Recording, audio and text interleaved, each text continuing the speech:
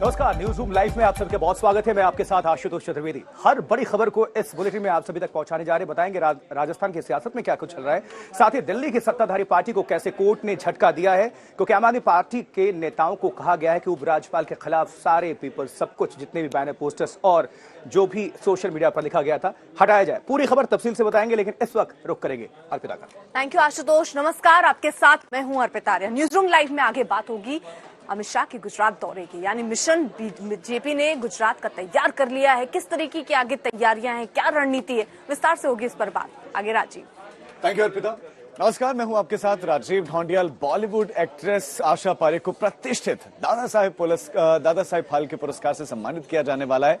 केंद्रीय सूचना एवं प्रसारण मंत्री ने खुद इस बात का ऐलान किया है।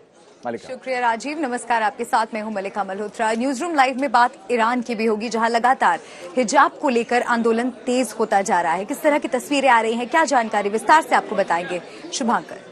शुक्रिया मलिका। नमस्कार, आपके साथ मैं हूं शुभांकर मिश्रा। हम बात करेंगे राजस्थान के सियासी हलचल को लेकर और उसी से जुड़ी एक बड़ी खबर इस वक्त आ रही है। खबर यह है कि आलाकमान ने जब सख्त रुख अपनाया तो तमाम कांग्रेसी के विधायक जो हैं, जो बागी विधायक हो रहे थे, उनके सुर धीरे धीरे नम पड़ने लगे हैं। सुर अब कमजोर हो रहे हैं और हर कोई अब धीरे धीरे आलाकमान की बात मानने की बात को कहता हुआ नजर आ रहा है। तो कई विधायकों ने कहा कि आलाकमान जो कुछ कहेगा वही मान लेंगे। आपको याद होगा, शुरुआत में खबर आई, पहले 92 फिर 82 विधायक ऐसे हैं जो बगावत कर रहे हैं, लेकिन आलाकमान ने सख्ती दिखाई।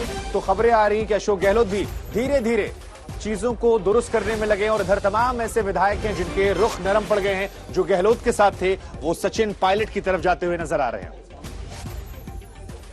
हरिवाल जी ने, जो संसदीय कार्य मंत्री है, आज उन्होंने मीटिंग करके माकन साहब पर बहुत बड़ा चार्ज लगाया और उन्होंने ये 3 बार कहा, 4 बार कहा कि मैं आरोप लगाता हूं, मैं आरोप लगाता हूं, मैं आरोप लगाता हूं। मैं ये कहना चाहता हूं कि माकन, उन्होंने ये कहा कि वो तो एक एजेंडा लेके आए थे कि सचिन पायलट को मुख्यमंत्री बनाना है, जबकि ऐसी कोई बात नहीं थी। उन्होंने किसी विधायक को नहीं कहा। वो इंडिविजुअल राय लेने के लिए खड़गे साहब और वो आए थे और उन्होंने उनके ऊपर ही आरोप लगाया, जो कि बिल्कुल गलत है। चुनावी समय में ये जो घटनाक्रम चल रहा है, ये कांग्रेस पार्टी के लिए बड़ा दुर्भाग्यपूर्ण है। और सबको अपनी भावनाएं रखने का अधिकार तो है, पर अपनी भावनाएं रखने के बाद सभी लोगों को पार्टी के हाईकमान का निर्णय स्वीकार करना चाहिए और हमको पार्टी हाईकमान पे सब चीजें छोड़ देनी चाहिए। पार्टी हाईकमान जो तय करेगा वो हमें मंजूर है। इसमें तो कोई दोराया नहीं है कि राजस्थान में इन 4 सालों में मुख्यमंत्री जी ने जो प्रदेश की जनता के लिए किया है और पिछले 5 साल के टर्म में जो मुख्यमंत्री जी ने इस प्रदेश की जनता के लिए किया है, भूतो न भविष्यतो, आज से पहले कोई मुख्यमंत्री नहीं कर सका है।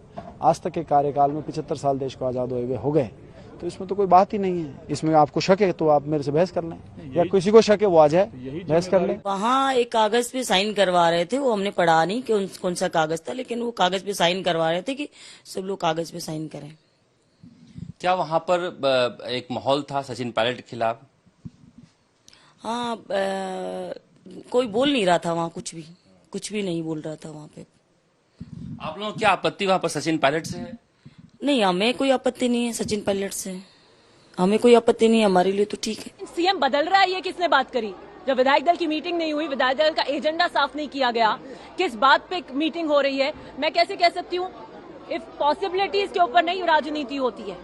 सूचना सिर्फ इतनी दी गई थी कि सीएलपी की मीटिंग है, अधिकृत ऑब्जर्वर्स कांग्रेस प्रेसिडेंट के वहां भेजे में, आपको विधायक दल में आना है, और न कोई एजेंडा स्पष्ट नहीं किया। मैं उसका स्पष्टीकरण दे चुकी हूं। मैं 102 में जब शामिल थी, जब उन्हीं होटलों के अंदर अधिकृत विधायक दल की मीटिंग हो रही थी, कांग्रेस प्रेसिडेंट ने वहां पर 3 अधिकृत ऑब्जर्वर भेजे थे, केसी वेणुगोपाल जी, रणदीप सुरजेवाला जी और अजय माकन। और जब जहां कांग्रेस प्रेसिडेंट ऑब्जर्वर्स भेजेंगे, जहां ऑफिशियल विधायक दल की मीटिंग होगी, मैं वहां नजर आऊंगी। अगर मानेसर में होती तो मैं वहां आती, टिम्बकटू में होती तो मैं वहां आती, काले पानी में होती तो मैं वहां नजर आती। गहलोत साहब का पक्ष में तो नहीं दिखाया, बल लिखा नहीं लिखा मेरे को ध्यान नहीं, मैं तो लेट गई थी।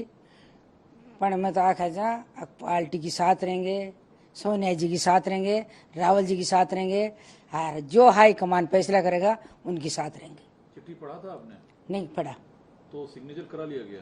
नहीं, मेरे को ध्यान नहीं। कुछ लोग कहते हैं कि नहीं, कोई कर दिया, कोई कौन करे, कोई जरूरी नहीं, सभी कर दिए। नहीं, नाम किसी का नहीं है। मैं तो मेरी कहती हूँ हाईकमान देगा फैसला, उनके साथ हैं हम। तो आपने सुना कि कल तक तमाम लोग थे जो कह रहे थे कौन आला कौन कमान, किसके हाथ में कमान, लेकिन अब जब आला कमान ने सख्ती अपनाई तो धीरे धीरे करके सुर जो हैं वो विधायकों के बदलने लगे हैं। आशुतोष। बिल्कुल, लेकिन सियासी प्रतिक्रिया का दौर लगातार जारी है शुभांकर, वो थमने का नाम नहीं ले रहा है। इसलिए विद्या मदेरणा कांग्रेस की विधायक क्या कुछ कह रही है, सुनवाते हैं उनसे बातचीत की आज तक के संवाददाता शरद कुमार ने। सुनिए। हमारे साथ दिव्या मदेरणा है। दिव्या मदेरणा जी, आप बताइए कि कौन गद्दार है, कौन वफादार है, क्योंकि इस तरह का चल रहा है कि कांग्रेस में कि शांति धारीवाल कह रहे हैं कि गद्दारों को हम सीएम नहीं बनने देंगे। अभी के जो घटनाक्रम में गद्दारी करी है वो तो स्वयं शांति धारीवाल और महेश जोशी जी ने करी है। संसदीय कार्य मंत्री होकर और चीफ विप होकर सीएलपी की मीटिंग में नहीं आते, वो अपने यहाँ पर स्टेज सजाते हैं, भाषणबाजी करते हैं, हाईकमान के खिलाफ बयानबाजी करते हैं। उनके शब्द देखे आपने क्या थे? हाईकमान ऐसे नहीं मानेगा, हाईकमान बता दे। अरे क्या बताते? उसी हाईकमान के वरदहस्त से आप 98 में कभी ना मंत्री रहे, उसी हाईकमान के वरदहस्त से आप 2018 में मंत्री रहे, उसी हाईकमान के वरदहस्त से आप 2008 में मंत्री रहे, और आप आज हाईकमान को धत्ता बता रहे हैं। इतने बड़े हो गए आप। महेश जोशी जी एक पद और 2 पद की बातें करने वाले, कैबिनेट रैंक के 2 पद लेकर बैठे, कैबिनेट रैंक के। कोई क्यों नहीं पूछता क्यों? ऐसे क्या उनमें हीरे जड़े हैं जो 2 पद लेके बैठेंगे? वो खुद फोन करते हैं विधायकों को कि सीएलपी की मीटिंग है 7 बजे, मुख्यमंत्री आवास पहुंचिए, और खुद ही नदारत हो जाते हैं, और खुद अगले दिन दूसरे विधायकों को फोन कर शांति धारीवाल जी के घर बुलाते हैं। ठीक है, आपने बुला लिया, लेकिन फिर आप आते सीएलपी की मीटिंग में क्यों नहीं आए? आज अगर सबसे ज्यादा कोई विक्टिम है तो कांग्रेस का कार्यकर्ता हो रहा है, और इसके लिए अगर कोई जिम्मेदार है तो शांति धारीवाल और महेश जोशी जी। तो अजय माकन पर आरोप लगा रहे हैं कि वो सचिन पायलट के सीएम बनाने के लिए साजिश करने आए थे। अच्छा, उनके पास में कौन सा ब्रह्मास्त्र है कि उनको पता लग गया कि ऐसा होगा? कैसे मान लिया उन्होंने? आप मिले ही नहीं, आप आला कमान का प्रस्ताव पारित करने को तैयार ही नहीं, 1 to 1 विधायकों को आप मिलने नहीं देना चाहते, बाड़ाबंदी करके आप बैठ गए। अब विधायकों के पास जाइए, आप मीडिया ट्रायल करिए, एक विधायक के घर पहुंच जाइए आप, कैमरा मीडिया लेकर। मैं बता दूं, अगर कोई भी विधायक ये कहे कि हम आला कमान के निर्णय के साथ नहीं, आप देखिए आज आ रहा है, सब निकल कर आ रहे हैं, क्योंकि आपने भ्रम का जाल, झूठ का जाल फैलाकर उनको बुलाया, वहां पर एक आवरण वहां पर बनाया, और आप हाईकमान को धत्ता बताना चाहते हैं क्योंकि आपके पॉलिटिकल इंटरेस्ट को उनको कुछ लगा होगा कि सूट नहीं होता, इसलिए ये घटनाक्रम उन्होंने किया। तो पक्ष विपक्ष सबकी निगाहें राजस्थान की सियासत पर जा टिकी हैं, जो कि लगातार सुलग रही है, अपने चरम पर है। बिल्कुल, और आशुतोष, बयानबाजियों का दौर भी। हमने एक विधायक को सुना, प्रताप सिंह खाचरियावास, जो सबसे ज्यादा मुखर है, वो बार बार आकर ये बता रहे हैं कि 102 जो आपके वफादार विधायक हैं, इन्हीं में से चुना जाना चाहिए। वो 3 एजेंडा जिस पर हम जिक्र कर रहे थे, वो 3 एजेंडे भी प्रताप सिंह खाचरियावास ही बताते नजर आए थे। क्या कह रहे हैं वो, आपको सुनवाते हैं। राजस्थान में उठे सियासी बवाल पर बात करने के लिए हमारे साथ मौजूद हैं राजस्थान के कैबिनेट मंत्री प्रताप सिंह खाचरियावास साहब। प्रताप सिंह जी, अशोक गहलोत जी को आप अध्यक्ष के तौर पे देखना चाहते हैं या मुख्यमंत्री के तौर पे, या दोनों को? एक बात आप मानकर चलिए, अशोक गहलोत जी कांग्रेस के लॉयलिस्ट लीडर हैं, गांधी खानदान के सबसे नजदीक है। सोनिया गांधी जी को वो भी अपनी नेता मानते हैं, हम भी अपनी नेता मानते हैं। हम तो अशोक गहलोत जी को भी नेता मानते हैं, अशोक गहलोत जी अपनी नेता सोनिया गांधी जी को मानते हैं, तो हम तो बहुत छोटे हैं। एक बात आप मानकर चलिए, कांग्रेस अध्यक्ष, राष्ट्रीय अध्यक्ष बनने की बात जब अशोक गहलोत जी की चली, तब राजस्थान में उत्साह उमंग आया, और हमें बहुत अच्छा लगा, आज भी हमें बहुत अच्छा लगा। जब ये मामला फैला कि अशोक गहलोत जी इस्तीफा देकर जा रहे हैं और राष्ट्रीय अध्यक्ष बनेंगे, तो लोगों में ये बात नॉर्मल है, डेमोक्रेसी में चलता है, हर आदमी की सोच है कि भाई अभी इस्तीफा देकर क्यों जा रहे हैं, अभी तो राष्ट्रीय अध्यक्ष बने ही नहीं, जब बने तब चले जाएं। यदि एमएलए ने ये बात उठाई तो अशोक गहलोत जिनका मैं एक पद एक सिद्धांत को मानूंगा, तो लोगों से उनकी बात हुई, लोगों का साहब जब बन जाओ तब चले जाना, तो बोले हाँ ठीक है मैं छोड़ दूंगा, अभी तो एक पद है, एक मुख्यमंत्री। मेरी बात सुनिए, आप मेरी बात सुनिए, एक मुख्यमंत्री का पद है। उन्होंने कहा मैं इस्तीफा दूंगा, कोई बात नहीं, 102 एमएलए इकट्ठे हो गए उस दिन, और उन्होंने कहा कि मुख्यमंत्री बनाओ, तो भैया 102 में से बनाओ, संख्या हमारी ज्यादा है, आप उन 19 में से मत बनाओ जो विद्रोह करके बीजेपी के कैंप में मानेसर जाकर बैठ गए। राजीव, वफादार की बात हो रही थी, उनको दगाबाज कहा जा रहा था, पायलट के समर्थक जो बीजेपी के साथ जाने वाले थे। और अब आला कमान के फरमान को अगर जो नहीं मान रहा तो अब नई सिरे से शुरू हो चुका है कि आखिरकार कौन है वफादार। बिल्कुल, ये लगातार सवाल उठ रहे हैं। बहरहाल आपने दिव्या मदेरणा ने क्या कुछ कहा सुना, आपने प्रताप सिंह खाचरियावास ने क्या कहा वो सुना, खिलाड़ी लाल बैरवा ने क्या कुछ कहा है उनका भी बयान है, सुनिए। वो जो मानेसर वाला इश्यू है उसमें पार्टी ने अनुशासनहीनता मानी थी, उसका अनुशासनहीनता का आलाकमान ने उनको दंड भी दिया। बाकी के जो लोग हैं इन्होंने भी अनुशासन किया है तो आलाकमान इनको भी दंड देगा। ये तो सीधी आलाकमान को चुनौती थी भाई। ये जो हुआ विधायक दल की बैठक से पहले विधायक दल की बैठक होनी है, विधायक दल की बैठक हो रही है, वहाँ दोनों ऑब्जर्वर्स हैं, वहाँ लोग हैं, एमएलएज हैं, सीएम खुद वहाँ रेजिडेंस में है, तो ये दूसरी कौन सी होती है भाई? ये दूसरी जो हुई है ये अनुशासनहीनता मानती है। ये मैं नहीं कह रहा, ये अजय माकन जी ने कल अपनी रिपोर्ट में मैडम को बात करने के बाद में प्रेस को संबोधित किया था, तब कहा था कि अनुशासनहीनता। तो विधायकगढ़ जब शांतिलाल धारीवाल के घर पर थे तब बयान कुछ और थे, लेकिन अब बयान पूरी तरह से बदल गए मल्लिका। लेकिन अभी क्या कुछ चल रहा है इस वक्त राजस्थान और दिल्ली में कांग्रेस में, उसके लिए सीधा रुख करते हैं हमारे दो सहयोगियों का। आशुतोष मिश्रा और शरद पवार हमारे साथ जुड़ गए। शरद, सबसे पहले आपके पास आते हुए, शरद कुमार मेरे सहयोगी जयपुर से हमारे साथ जुड़ गए। शरद, ताजा जानकारी क्या है? क्या पर्यवेक्षकों ने जो रिपोर्ट सौंपनी थी सोनिया गांधी को वो सौंप दी गई है? क्या उससे जुड़ी कोई जानकारी, कोई अपडेट?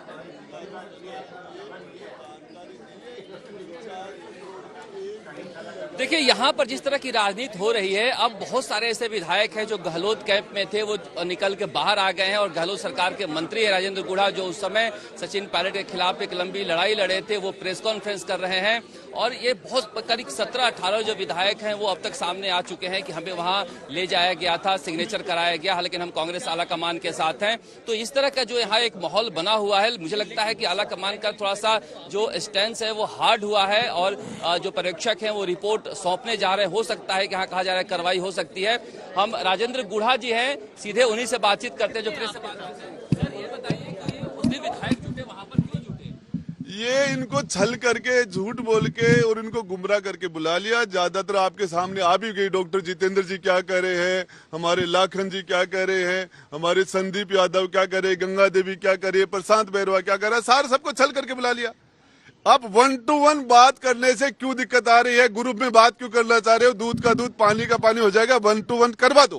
क्यों नहीं करना चाह रहे? क्यों नहीं करना चाहते? ये इसलिए नहीं करना चाहते कि इनको पता है विधायक सारे के सारे आलाकमान का नाम लेंगे, एक दिन के अंदर फैसला हो जाएगा और इनका जो ये भ्रष्टाचार का अड्डा बंद हो जाएगा। ये प्रताप सिंह खाचरियावास लगातार कह रहे हैं कि अशोक गहलोत के बिना यहाँ सरकार नहीं बन सकती। प्रताप सिंह जी तो शोले पिक्चर के गब्बर सिंह बन गए। ठीक है शरद, मैं आपके पास आएंगे, हम आपसे बातचीत करेंगे, लेकिन एक बार आशुतोष के पास चलते हैं। आशुतोष, दो छोटे छोटे सवाल मेरे पास आपके लिए हैं। पहला सवाल, खबर ये आ रही है कि शायद सचिन पायलट दिल्ली रवाना हो गए, और दूसरी सवाल जो है वो ये कि पिछले कुछ दिनों से लगातार ये सवाल था कि भाई कौन आला, कौन कमान, किसके हाथ में कमान, लेकिन अब हर किसी की जुबान पर एक ही नाम, जो कहे आला कमान। देखिए, हाईकमान जो कहेगा वो तो अंततः पार्टी में होता है, और इसीलिए लगता है कि वो विधायक, मैं बाइट सुन रहा था कि ये मीटिंग अगर तिम्बकतू में होती तो मैं तो वहां भी चली जाती। अब अगर विधायक तिम्बकतू में भी जाके बैठक पार्टी की अटेंड करने को तैयार हैं, तो इससे एक ही संकेत मिलता है, वो ये कि अशोक गहलोत के साथ सीधे खेला हो चुका है। उन्होंने लगा कि ताकत दिखाएंगे, आला कमान झुकेगा, लेकिन जब हाईकमान ने तय किया कि सख्ती होगी, सरकार डूब जाए, पार्टी चली जाए, जो हो जाए, लेकिन सख्ती होगी, अनुशासनहीनता बर्दाश्त नहीं होगी, तो जो विधायक शक्ति प्रदर्शन में अशोक गहलोत के साथ थे, एक एक करके देखिए बाहर आ रहे, कह रहे हैं हम तो हाईकमान के साथ हैं। और ये स्थिति सीधे आपको ले जाती है कुछ समय पहले जो पंजाब में कैप्टन अमरिंदर सिंह के साथ हुआ था। वो भी फ्लेक्स मसल कर रहे थे, मेरे साथ बड़ा शक्ति प्रदर्शन है, हाईकमान ने कहा नहीं तो नहीं, सारे जो चन्नी के साथ खड़े हो गए। तो ये ऐसा लग रहा है, हाँ ये बात सही है, 2:20 पर सचिन पायलट वहां से टेक ऑफ कर रहे हैं, लगभग 3:30 बजे वो दिल्ली पहुंचेंगे। अब दिल्ली आने का एक ही मकसद है कि 10 जनपद जहां मैं खड़ा हूं यहीं पर आएंगे, यहां मुलाकात होगी। लेकिन एक और स्टैंड बदलता दिखाई पड़ता है। इसी कांग्रेस की ओर से कहा गया कि 30 जनवरी तक कोई साइड नहीं रखी जाएगी, कुछ नहीं होगा, सब कुछ स्टेटस को रहेगा। लेकिन लग रहा है बात स्टेटस को से आगे की हो गई है कि अब प्राथमिकता नए अध्यक्ष को चुनने की नहीं है, बल्कि बागियों को सबक सिखाने की है। ठीक है शरद, आप और आशुतोष, आप दोनों लगातार नजर बनाए रखिए। और अब अगली खबर, दूसरे आशुतोष। शुक्रिया शुभांकर। बिल्कुल पीएफआई से जुड़ी बड़ी खबर, क्योंकि पीएफआई पर लगातार कसता शिकंजा। जी हां, देश के 8 राज्यों में पीएफआई पर ताबड़तोड़ एक्शन हमें देखने को मिला, जहां कड़ी कार्रवाई हुई है, छापेमारी हुई है, बहुत लोग हिरासत में लिए गए हैं, गिरफ्तार भी किए गए, उनसे पूछताछ लगातार यह सिलसिला जारी है। इस बीच दिल्ली में सुरक्षा व्यवस्था बेहद चाक चौबंद, और आपको बता दें कि पुलिस कमिश्नर सभी जिलों के डीसीपी, स्पेशल सीपी और जो अधिकारी हैं उनके साथ बैठक कर रहे हैं हालात की समीक्षा के लिए। और सबसे बड़ी बात, जामिया इलाके की अगर बात करने तो धारा 144 लागू है, और देर रात जिस तरह से ये एक्शन हमें देखने को मिला है, इसके बाद से हड़कंप में इसके पहले ये सेकंड राउंड की कह लें कि ये जो ताबड़तोड़ एक्शन हमें देखने को मिला, इसके पहले भी हमें देखने को मिला था देश के कई राज्यों में जब एक साथ छापेमारी हुई थी। लेकिन इस सिलसिले को और आगे बढ़ाया गया है, क्योंकि कुछ लोगों को जब हिरासत में लिया गया था, पूछताछ हुई थी, तो और बड़े खुलासे हुए थे, और कुछ अंदेशा भी यहां पर साजिश भी निकलकर सामने आ रही थी। इसलिए एहतियातन जामिया विश्वविद्यालय प्रशासन की बात कर लें तो छात्रों को भी दिशा निर्देश है कि कोई धरना प्रदर्शन नहीं होगा।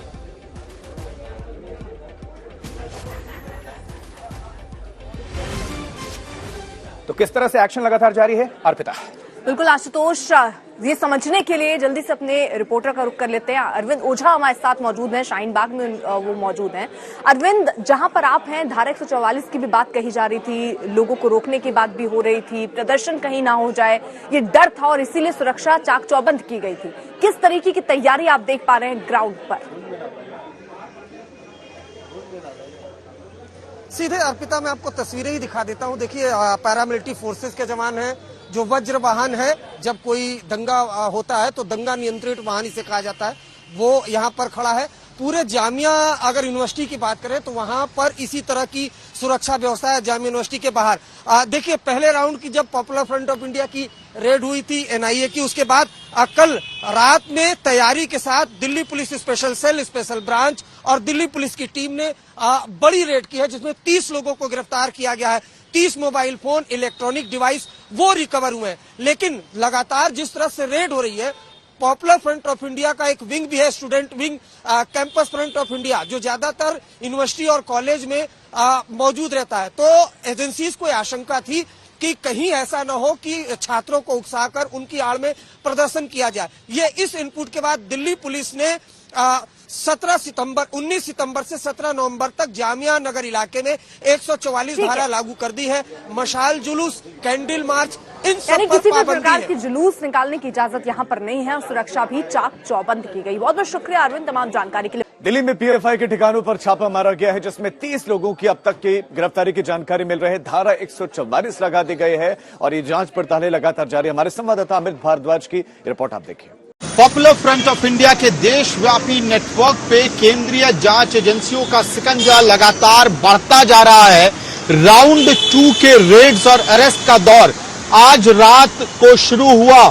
बताया जा रहा है सोर्सेस के हिसाब से कि अलग अलग राज्यों में, तकरीबन 8 राज्यों में ये कार्रवाई शुरू हुई, तो राष्ट्रीय राजधानी दिल्ली के अलग अलग नेबरहुड्स में एक बार फिर से एनआईए के इनपुट्स पे दिल्ली पुलिस के स्पेशल सेल ने रेड्स किए, और इस वक्त जामिया नगर और शाहीन बाग के इलाकों में पैरामिलिट्री फोर्स और दिल्ली पुलिस के जवानों ने बाकायदा पेट्रोलिंग मार्च निकाला। हमें बताया जा रहा है कि शाहीन बाग पुलिस थाने से होकर ये पैरामिलिट्री फोर्स के जवान जो इस वक्त आपको कालिंदी कुंज के पास दिखाई दे रहे हैं बैठे हुए, ये तमाम जवान असल में शाहीन बाग पुलिस थाने से मार्च निकालते हुए, पेट्रोलिंग करते हुए, अलग अलग गलियों से गुजरते हुए अंततः कालिंदी कुंज के पॉइंट तक पहुंचे, कालिंदी पार्क तक पहुंचे, और दिल्ली पुलिस के जवान इन पैरामिलिट्री फोर्सेस के जवानों के साथ घूम रहे थे। आज तक पे एक्सक्लूसिव तस्वीरें आप देख रहे हैं। असल में एहतियातन भी ये मार्च किया गया था। पिछली दफे जब राउंड 1 में क्रैकडाउन किया गया पीएफआई के नेटवर्क पे, तो तमिलनाडु और केरल में जबरदस्त प्रदर्शन दिखा था। तमिलनाडु में हिंसक प्रदर्शन हुआ। पीएफआई के कई सारे एक्टिविस्ट पे यह आरोप लगा कि उन्होंने आरएसएस और बीजेपी से जुड़े हुए नेताओं के घरों पे हमला करने का प्रयास किया था, और उसके बाद एहतियातन देश भर में लोकल पुलिस फोर्सेस ने राउंड 2 के क्रैकडाउन के दौरान लॉ एंड ऑर्डर मेंटेनेंस के लिए मुस्तैदी दिखाई, और राष्ट्रीय राजधानी दिल्ली में शाहीन बाग में कुछ इस तरह से बड़ी संख्या में पैरामिलिट्री फोर्सेस ने मार्च निकाला।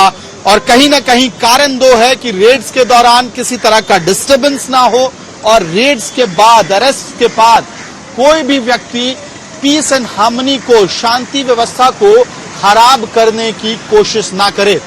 वीडियो जर्नलिस्ट अनुराग के साथ मैं अमित भारद्वाज, दिल्ली, आज तक। तो देश भर में पीएफआई पर शिकंजा कसता जा रहा है। एनआईए बड़े ऑपरेशन देश भर में चला रही है, ये जानकर ताज्जुब होता है, लेकिन इस बात का अंदाजा पीएफआई के आकाओं को पहले ही चल गया था। इसलिए पीएफआई का वजूद खत्म ना हो सके, इसके लिए प्लान बी तैयार किया गया था। क्या है वो प्लान बी, इस रिपोर्ट में देखिए।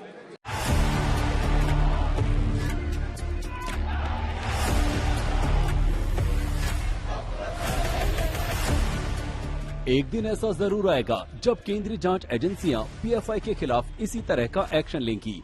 ये बात पीएफआई के आका जानते थे, लिहाजा उनके मंसूबों पर पूरी तरह से पानी न पड़ जाए, इसके लिए पीएफआई ने एक प्लान बी भी तैयार किया था, ताकि वो केंद्र सरकार और एनआईए, एटीएस, ईडी जैसी एजेंसियों को चकमा दे सकें। आज तक ने बड़ा खुलासा करते हुए बताया, अगर सरकार पीएफआई बैन करेगी तो उसने कई डमी संगठन तैयार कर रखे थे, जिससे उसके एजेंडे पर ब्रेक न लगे। यानी साफ है कि केंद्र के प्रतिबंध से बचने के लिए पीएफआई ने बड़ी साजिश रची थी।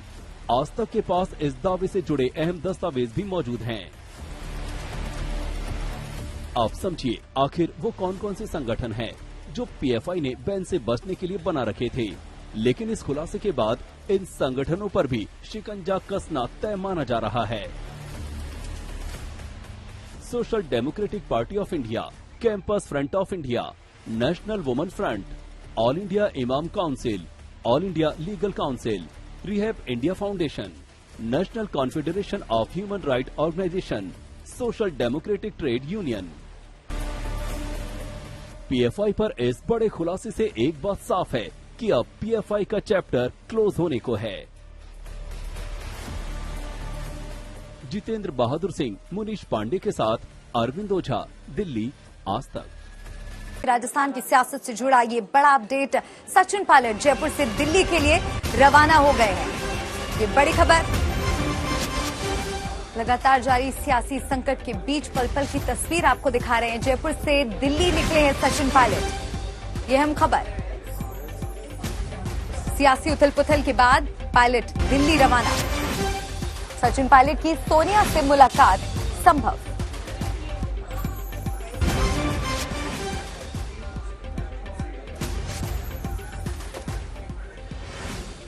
और हमारे सहयोगी शरद कुमार हमारे साथ जुड़ गए, सीधा शरद से और जानकारी लेते हैं। जी हाँ, बिल्कुल शरद, ये बड़ी खबर आई है कि सोनिया गांधी से मुलाकात उनकी संभव है। अब अजय माकन से मुलाकात नहीं हो पाई, वो रिपोर्ट शायद वहां पहुंची होगी। क्या देख रहे हैं अशोक गहलोत के भविष्य, क्योंकि लगातार हम और आप चर्चा कर रहे थे कि बीच मझधार में फंस गए हैं। जो कुछ यहां पर हुआ वो शायद नहीं होना चाहिए था। अशोक गहलोत को लेकर ऐसा लग रहा है। सचिन पायलट अभी अभी रवाना हुए हैं दिल्ली के लिए। हालांकि उन्होंने सोनिया गांधी से वक्त मांगा था मिलने के लिए, लेकिन अभी तक मुलाकात तय नहीं हो पाई है कि कितने बजे होगी मुलाकात। हाँ, इनका जरूर ये कहना है कि जिस तरह से विधायक लगातार इनके घर पर आ रहे थे, तो एक अननेसेसरी यहाँ ज्यादा भीड़ क्रिएट नहीं हो, जिसकी वजह से वो दिल्ली जा रहे हैं। सोनिया गांधी से अभी मुलाकात का जो तय वक्त था वो नहीं मिल पाया है।